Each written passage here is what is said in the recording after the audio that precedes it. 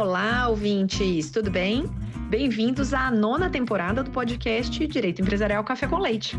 Eu nem acredito que a gente vai fazer 4 anos juntos, ouvindo, discutindo, se deliciando aqui com o direito empresarial. Esse é o podcast perfeito para quem busca conhecimento jurídico durante o dia a dia. É a sua biblioteca em áudio, gratuita, repleta dos principais textos e autores do direito empresarial no Brasil. Eu sou Amanda Taide, mineira, cruzeirense da UFMG na origem, com passagem em São Paulo, no Largo São Francisco, USP, e Candanga, Fluminense e UNB, de coração. Eu sou casada, mãe do Pedro, de quase 7 anos. Pedro Cristiano Ronaldo. Do Lucas, de 5 anos. Lucas Cristiano Ronaldo, Mbappé e Cano. E tutora do Vira-Lata, da Farofa. Sou professora da UNB e consultora no Pinheiro Neto Advogados, em direito privado, nas áreas de direito da concorrência, comércio internacional, compliance, anticorrupção, acordos de leniência, negociações, direito empresarial em geral. Esse é um podcast simples, curto e gostoso, como um café da manhã, rapidinho durante a semana. Você quer navegar pelo podcast? O nosso novo site foi totalmente remodelado. Entrem em podcast.direitoempresarial Café com Leite e vocês verão uma forma completamente nova de navegar pelo nosso podcast.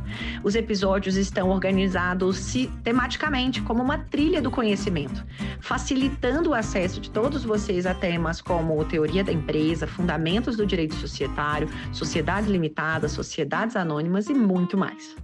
Pegue então sua xícara de café com leite ou chá, seu tênis para fazer exercício físico ou seu fone de ouvido para ouvir no seu meio de transporte diário. Vamos então comigo para a próxima xícara de café com leite? A nossa xícara de café com leite de direito empresarial de hoje vai tratar do livro Proteção à Liquidez no Mercado de Capitais Brasileiro, de Thiago Sadi Thanos. E para isso teremos a alegria de contar com a participação do próprio autor para comentar o seu livro. O Thiago é doutor em Direito Comercial pela USP, mestre em Filosofia e Teoria Geral do Direito também pela USP e bacharel em Direito pela Universidade Federal do Paraná. É advogado do escritório Trindade Sociedade de Advogados e, recentemente, foi aprovado no concurso de professor de Direito da Faculdade de Direito do Largo São Francisco, na USP. Então, já fica aqui o meu registro do parabéns, porque passar nesse concurso é realmente super disputado. O professor Thiago, então, é a primeira vez que participa aqui do nosso podcast. É uma alegria imensa você ter aceitado o convite para participar do nosso podcast e por apresentar, de um modo simples, curto e gostoso, esse tema da proteção à liquidez no mercado de capitais brasileiro. Muito obrigado, Amanda, por esse convite tão especial. Eu aproveito para registrar os parabéns e a minha admiração pelo trabalho excepcional que você vem desenvolvendo na condução do podcast, com o qual tantos de nós aprendemos muitíssimo sobre temas de grande relevância. Para a gente começar, como a gente sempre começa, professor Thiago, conta para a gente, então, como que foi o processo de redação desse livro, em qual contexto que ele se insere dentro da sua trajetória, conta um pouquinho do processo de escrita também.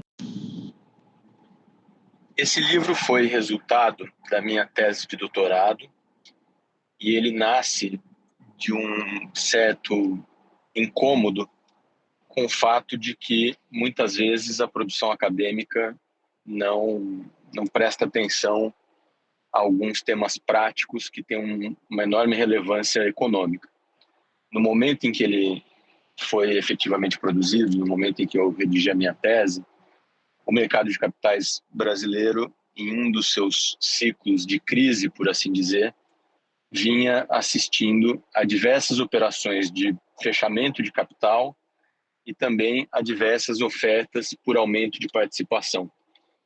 E essas ofertas colocavam diversas questões de difícil solução, que eram discutidas principalmente pela Comissão de Valores Mobiliários, com base na sua regulamentação, sem que houvesse substrato teórico mais profundo para lidar com esses temas. Claro, havia já naquele momento alguns trabalhos bastante importantes sobre o tema, mas especificamente sobre a oferta por aumento de participação, por exemplo, não havia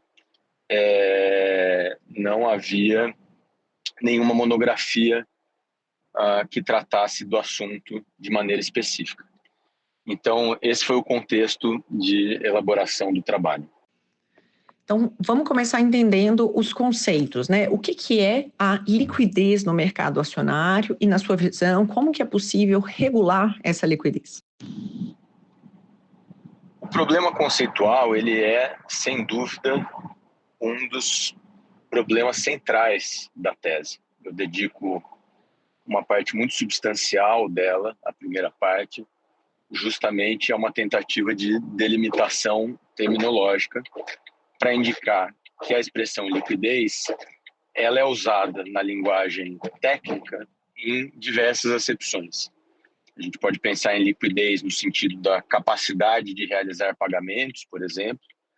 A gente pode pensar em liquidez como uma característica associada à facilidade para negociar determinados valores mobiliários em mercado.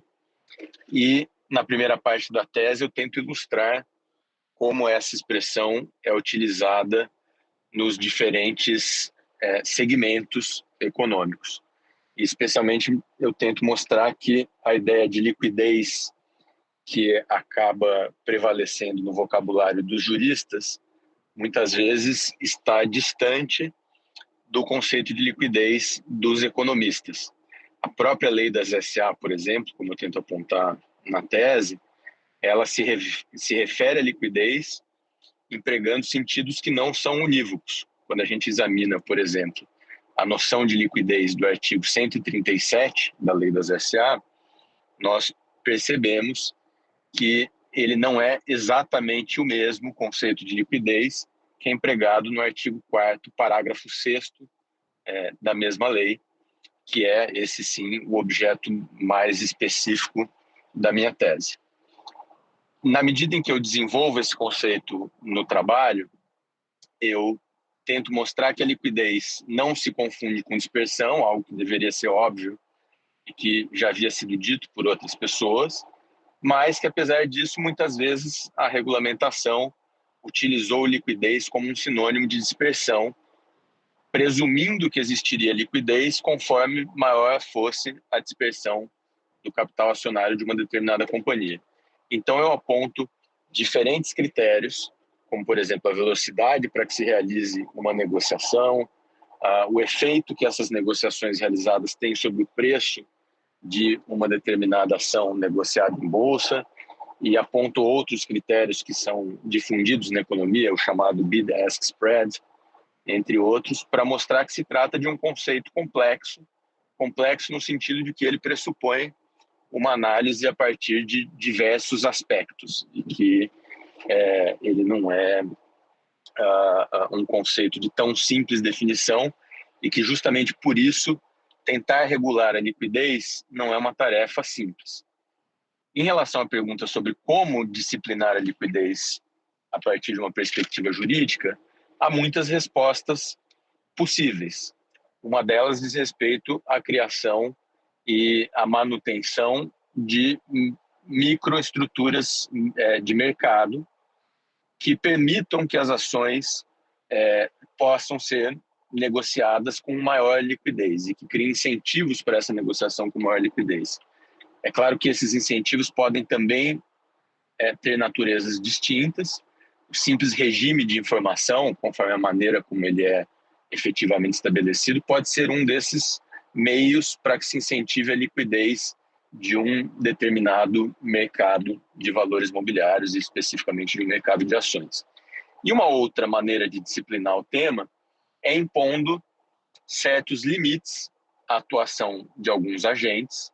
No caso da nossa lei, o escolhido foi o acionista controlador, por uma série de razões históricas que se justificam, mas limites para que esses agentes não prejudiquem a liquidez existente ou verificada em um determinado momento de uma determinada ação. Então, eu poderia dar outros exemplos de formas de regulamentar e de disciplinar a liquidez no mercado de ações. Esses são talvez os dois mais relevantes, mas eu poderia pensar, por exemplo, na disciplina dos ambientes de negociação especificamente. Poderia falar em ambientes opacos, os chamados dark pools, que vêm sendo pensados e inovados na regulamentação brasileira dos últimos anos. Poderia falar de agentes como os formadores de mercado e assim por diante. E, portanto, a partir dessa parte conceitual, quais que são os principais benefícios da liquidez acionária no contexto específico do mercado de capitais no Brasil? Existem diversos estudos econômicos, muitos deles apontados no trabalho, que indicam de maneira relativamente clara a correlação que existe entre liquidez e a redução do custo de capital e, consequentemente, a correlação entre liquidez e o incentivo à participação dos agentes que têm mais liquidez, tanto no mercado primário quanto no mercado secundário. Uma companhia que tem mais liquidez na negociação das suas ações, ela tem, em princípio, acesso a recursos mais baratos e tem o seu mercado secundário mais fortalecido, o que é um incentivo para os respectivos investidores. Então, sob o ponto de vista econômico, se trata de um atributo um tanto quanto relevante para o financiamento das companhias, tanto na medida em que esse atributo incentiva a sua atuação no mercado primário, ou seja, captando recursos diretamente da poupança popular, quanto permite o fortalecimento do mercado secundário, ou seja, aquele em que os titulares de valores imobiliários negociam entre si as suas respectivas participações. Espera só um pouquinho que eu já volto para a nossa entrevista.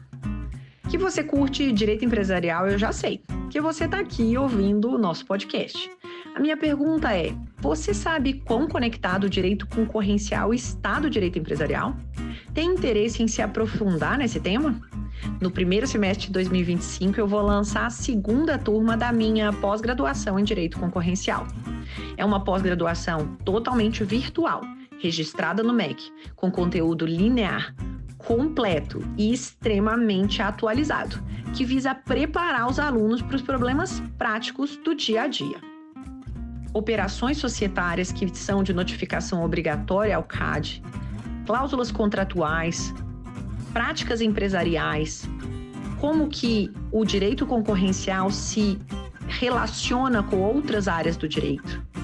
Se você ficou curioso e interessado em como que esse conhecimento pode contribuir na sua formação jurídica e na sua atuação prática, eu te faço o convite.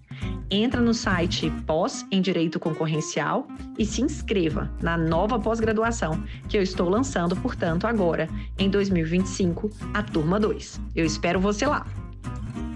Eu já peguei minha xícara de café com leite e a gente pode voltar para a nossa entrevista.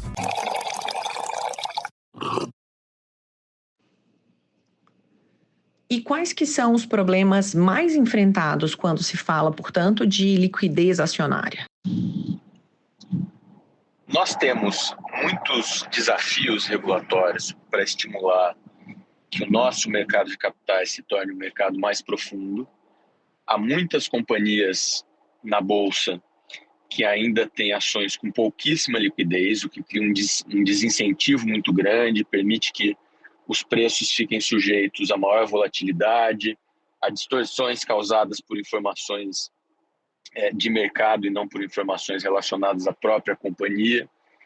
E é claro que isso gera um certo desincentivo tanto ao mercado secundário quanto à captação de recursos no mercado primário. Isso é um problema regulatório difícil que vem sendo enfrentado pelos nossos reguladores em diversas frentes, mas o problema específico que eu examino na minha tese é o problema das atuações, tanto por parte do acionista controlador quanto por outras pessoas, que por meio de operações realizadas sobretudo em bolsa, mas também fora dela, que causam restrições ou que podem alterar a liquidez de uma determinada ação. E a nossa lei se preocupou com isso, a nossa lei e a nossa regulamentação, principalmente na reforma de 2001, no caso da lei, mas já desde 1978, no caso da regulamentação expedida pela Comissão de Valores Mobiliários, e se preocupou com esses problemas a partir, essencialmente, de dois grandes temas. O primeiro é o chamado fechamento de capital, que ocorre por meio do cancelamento de registro. E nesse tema, tanto a lei quanto a regulamentação estabeleceram uma série de exigências para que se procedesse ao cancelamento de registro de uma companhia aberta, que causa efeitos profundos sobre a vida dos acionistas, tanto a perda de um pressuposto de liquidez, que é o acesso à bolsa, quanto a mudança do respectivo regime jurídico, na medida em que uma companhia aberta fica sujeita a regras específicas. E, em segundo lugar, a lei e a regulamentação se preocuparam com o chamado aumento de participação, que pode levar a um fechamento disfarçado de capital.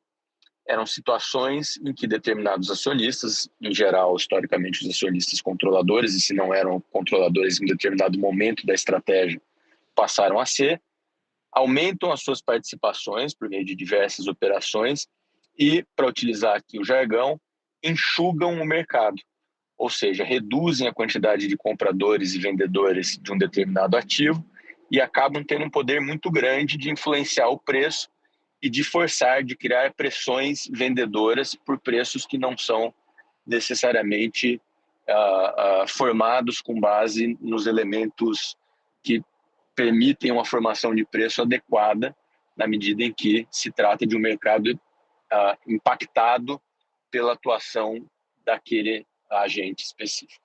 Então, esses foram os dois grandes temas objeto de preocupações centrais, tanto na nossa lei, no artigo 4º, quanto na regulamentação.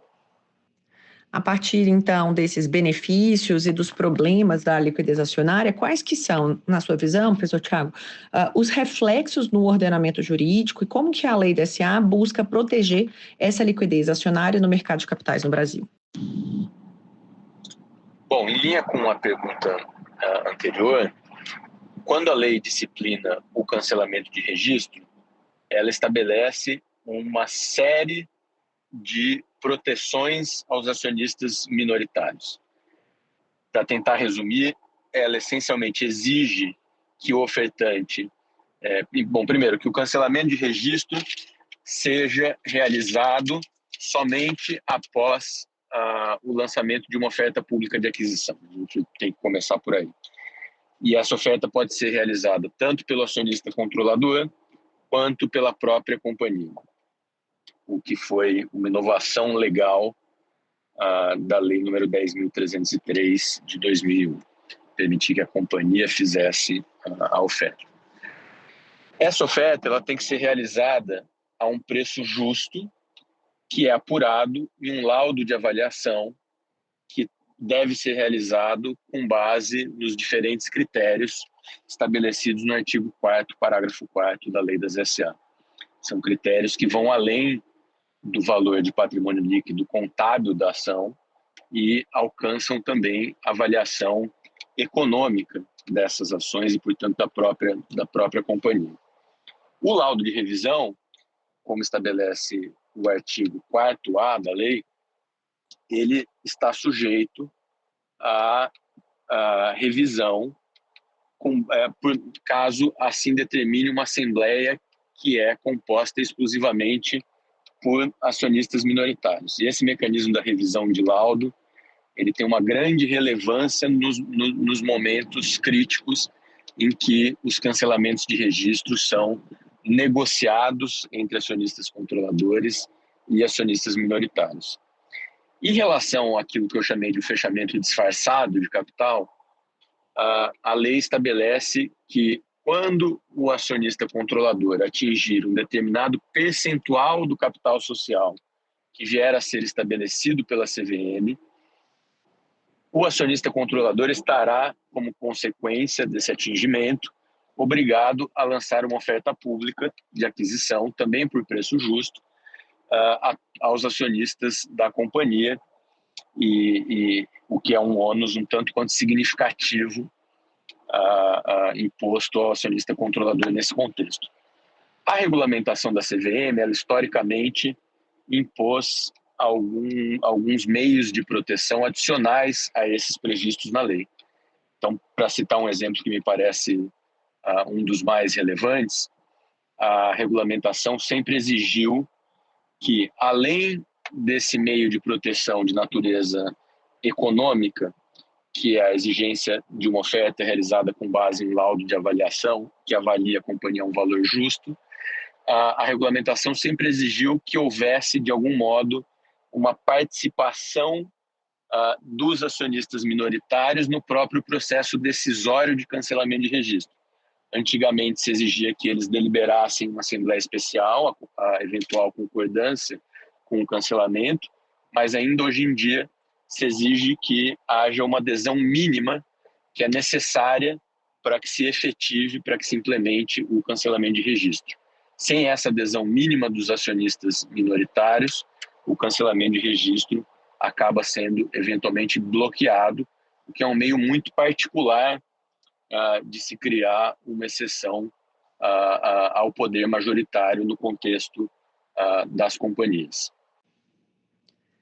Diante, portanto, do ordenamento jurídico brasileiro, quais que são os limites impostos ao acionista controlador e pela regulamentação para mitigar eventuais problemas relacionados, portanto, à liquidez acionária no mercado de capitais? Os principais limites impostos pela lei e pela regulamentação da CVM são aqueles mencionados, ou seja, a exigência do cancelamento de registro, de que se realize uma oferta pública a um preço justo, com a eventual possibilidade de revisão de laudo por iniciativa dos acionistas minoritários. E em relação à oferta por aumento de participação, se impõe ao acionista controlador a obrigação de lançar uma oferta pública de aquisição caso ele atinja um determinado percentual do capital da companhia. É importante mencionar, Amanda, que a gente se encontra neste exato momento em uma fase de transição regulatória, porque a resolução número 85 da CVM, que trata das ofertas públicas de aquisição, deixará de vigorar em breve e no lugar dela vigorará a resolução 215, que promoveu uma alteração muito importante no tema, pois pela primeira vez ela efetivamente estabeleceu um percentual do capital social como o limite para a verificação de um aumento de participação que geraria uma presunção, na forma do artigo 4º da Lei das SA, de impedimento de liquidez. Essa é a expressão da lei, inclusive.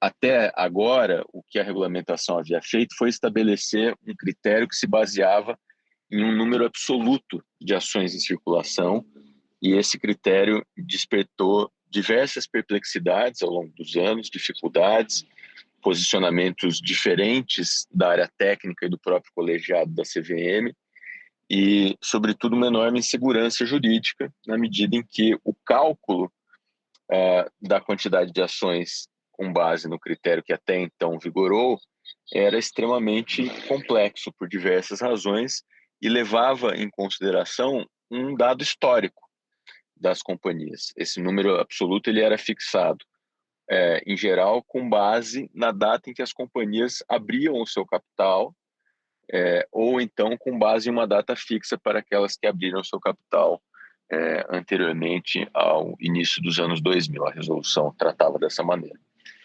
Então, é claro, houve uma longa evolução histórica em relação a esse critério, mas essa evolução histórica não foi suficiente para tornar a sua aplicação mais fácil, e agora a resolução número 215 da CVM propõe uma alternativa que certamente trará pelo menos mais segurança. Talvez haja outras questões que serão suscitadas e desafios, mas sem dúvida representa uma evolução em termos de segurança jurídica. E além das limitações que são colocadas pela lei e pela regulamentação, é importante pensar também na autorregulação de base contratual, como é o caso, por exemplo, do chamado novo mercado, que é o segmento com que exige das companhias listadas as práticas consideradas mais elevadas de governança. E o novo mercado, por exemplo, estabelece um percentual mínimo de ações que devem permanecer em circulação, o chamado free float mínimo. E embora se trate de um critério primordialmente de dispersão acionária e não efetivamente de liquidez, ele também foi originalmente pensado como uma medida para incentivar a liquidez das companhias listadas nesse segmento. E é uma obrigação do controlador também observar esse free float mínimo. E aqui uma pergunta mais ampla, comenta outros temas que você tenha eventualmente abordado no seu livro, que eu não tenha feito perguntas, para a gente poder ter uma visão completa sobre o que você trata, quais que são, portanto, as suas propostas para essa melhoria da liquidez do mercado de capitais brasileiro? Acho que as suas perguntas, como sempre, foram muito cuidadosas e tocaram em todos os pontos essenciais. E talvez valha a pena ressaltar, como eu mencionei em uma das respostas anteriores, a parte inicial do livro, em que se coloca uma discussão sobre as chamadas microestruturas de mercado, que são que tocam em problemas regulatórios importantes, como os ambientes de negociação, as possíveis formas de melhorar esses sistemas de negociação existentes, formas de se pensar em negociações que eventualmente protejam as partes envolvidas em relação a possíveis movimentos de mercado que possam afetar o preço. Então, eu penso que esse é um tema, a regulação das microestruturas de mercado, que certamente se encontra em desenvolvimento permanente e que precisará ainda de desenvolvimentos no futuro e é objeto de atenção permanente pelos nossos reguladores em geral e pela B3 em especial. E, por fim, diante do sucesso dessa pergunta na última temporada, a gente continua nessa nova temporada, a pergunta de quem é você na pessoa física. Conta um pouquinho mais para a gente dos seus gostos, dos seus interesses, como você usa seu tempo livre e se você também ouve aí episódios de podcasts que não sejam jurídicos, que possam aí informar também os nossos ouvintes. Eu sempre tive diversos interesses e sempre os pensei de forma complementar ao direito. Eu gosto muito de literatura, gosto muito de artes visuais, sempre concebi a música como uma parte muito essencial da vida e também me dedico de forma bastante amadora à fotografia analógica e eu costumo, acho que dessas diferentes áreas de interesse, extrair aprendizados que são muitas vezes úteis na atuação jurídica, em sala de aula. Eu penso que elas nos fornecem elementos humanos que são inerentes à experiência humana e, portanto, ao nosso modo de convivência em sociedade e nos causam reflexões sobre questões muito essenciais que também aparecem na nossa atuação jurídica. Eu ouço diversos podcasts, eu acabo passando um tempo relativamente longo no carro e aproveito justamente para colocar os podcasts em dia. Um dos que eu ouço talvez há mais tempo e que tem uma relação com esses diversos interesses é um podcast da BBC chamado Desert Island Discs, em que diversos artistas, personagens são convidados para falar sobre livros, música, temas de cultura em geral. E, na verdade, muito antes de ser um podcast, ele já era um programa da BBC, a rede britânica, e, portanto, há alguns episódios que são verdadeiros tesouros. Recomendo vivamente. Muito obrigada pela sua presença e até a próxima. Eu é que agradeço enormemente. Uma grande honra participar desse podcast tão relevante para o aprendizado do direito, e até a próxima. A nossa xícara de café com leite foi devidamente tomada, agradecendo aqui a nosso convidado pela presença, a vocês pela audiência. Se vocês tiverem sugestões, comentários, não deixem de me procurar. No LinkedIn, Amanda Taide, no Instagram, Direito Empresarial Café com Leite, e também, caso vocês tenham meu contato, podem me mandar mensagem no WhatsApp. Um abraço a todos. Tchau, tchau.